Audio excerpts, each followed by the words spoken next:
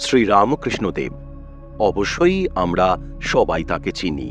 হ্যাঁ, চিনি বললাম কারণ আমাদের মধ্যে কজন এমন আছেন যারা শ্রীরামকৃষ্ণদেবকে সত্যিকারের জানতে পেরেছি। এমন একজন ব্যক্তিত্ব যার দর্শন এবং জ্ঞানের কাছে স্বয়ং বিদ্যাসাগর মহাশয় নতি স্বীকার করেছিলেন।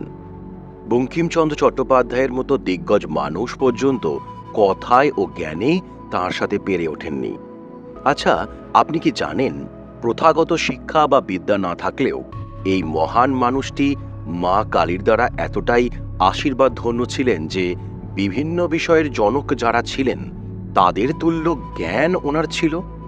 আমি এটা বলতে পারছি তার কারণ আজকে যে বিষয়টায় আলোকপাত করব সেটা হলো শ্রীরামকৃষ্ণদেব ছিলেন একজন মনস্তত্ত্ববিদ, অর্থাৎ সাইকোলজিস্ট।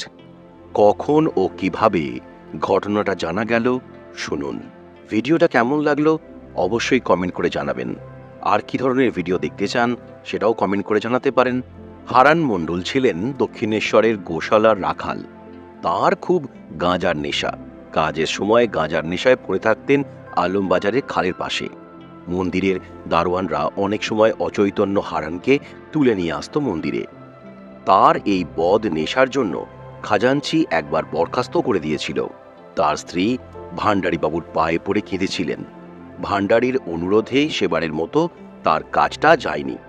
শ্রীরামকৃষ্ণদেব হারানের এই অবস্থা দেখে একদিন বলেছিলেন, দেখ হারান, তুই তো দেশি গাঁজা খেয়ে মাঠে ঘাটে পড়ে থাকিস, আমি তোকে বিলিতি গাঁজা এনে দেব, দেখবি তাতে কেমন মজার নেশা হয়। হারান লজ্জায় মাথা নিচু করে দাঁড়িয়ে। লজ্জা ও সংকোচে হারান খুব একটা ঠাকুরের কাছে আসতেন না। কয়েকদিন কেটে গেল। বিলেতি গাঁজা নিতে হারান আসছে না দেখে শ্রীরামকৃষ্ণদেব মা কালীর পায়ের একটি শুকনো বেলপাতাকে গুঁড়িয়ে শাল পাতায় মুড়ে হারানের গোশালায় লোক মারফত পাঠিয়ে দেন। হারান জানতে পারেন পরমহংসদেব এটি পাঠিয়েছেন। সেটা পেয়ে হারান মহা খুশি, ভাবেন বিলিতি গাঁজা পেয়েছেন। তৎক্ষণাৎ ছুটলেন খাল ধারে গাঁজা টানতে। কলকের আগুনে শালপাতা মোড়া গুঁড়ো ঢেলে দিলেন, তারপরই কয়েক টান। হারানের নেশা জমে গেল। মনের আনন্দে ফিরে এলেন বাগানে। তারপরও কয়েকদিন কাটল। হারান আর গাঁজাখোরদের সঙ্গে গাঁজা টানতে খাল ধারে যাননি। তার সঙ্গীরা একদিন তাকে ধরে বসল, কেন সে গাঁজার আসরে যায়নি। হারান বললে, ভট্টাচার্য মশাই এমন বিলিতি গাঁজা দিয়েছেন যে সেই খেয়ে আর দেশি গাঁজা টানতে মন আসে না। সেই একদিনের গাঁজা খেয়েই হারানের নেশা চিরতরে চলে গিয়েছিল। হারান তারপর সকলেরই প্রিয় পাত্র হয়ে উঠেছিল। রোজ সন্ধ্যায় বিষ্ণুঘরের কীর্তন আসরে হাজির হতেন। মন্দিরের কাছ থেকে অবসর নিয়ে কীর্তনের দলও গড়েছিলেন।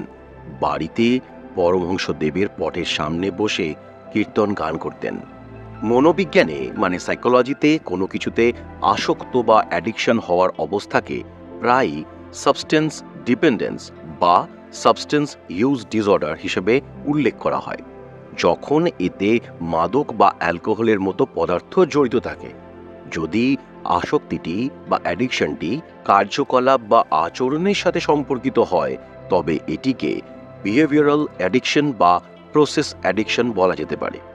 কাউকে আসক্তি কাটিয়ে উঠতে সাহায্য করার জন্য একটি ইলিউশন তৈরি করা সাইকোলজিতে একটি রেকমেন্ডেড বা এথিক্যাল পদ্ধতি নয়।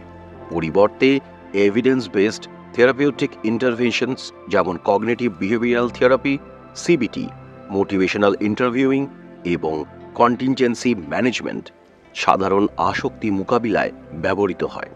এই পন্থাগুলি বোঝার এবং পরিবর্তন করার চিন্তার ধরন, অনুপ্রেরণা এবং আসক্তির সাথে যুক্ত আচরণ, স্বাস্থ্যকর মোকাবিলা করার পদ্ধতি প্রচার এবং পুনরুদ্ধারের জন্য সহায়তা প্রদানের উপর ফোকাস করে।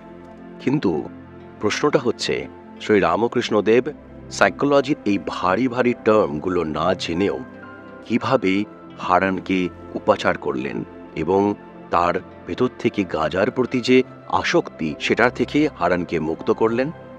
তাহলে বুঝতে পারছেন তো, শ্রীরামকৃষ্ণদেবকে আমরা এখনো জানতে পারিনি।